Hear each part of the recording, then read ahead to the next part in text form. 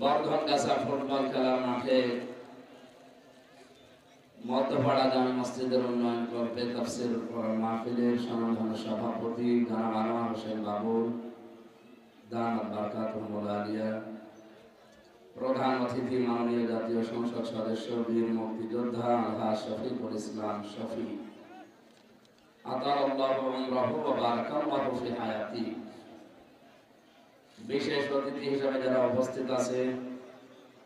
বিশেষ করে আবুল কালাম আসাদ ভাই, শাহাদাত হোসেন জিকো ভাই, আমিরুজ্জামান কলম ভাই, আবু সাইদ স্বপন ভাই,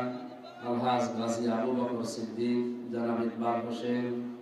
জনাব ফয়সাল কাদের রুমি, বীর মুক্তিযোদ্ধা জনাব গোলাম মুস্তফা, এস এম নজরুল ইসলাম, গোলাম সরওয়ার বকুল, আলহাজ জাহিদুল হক।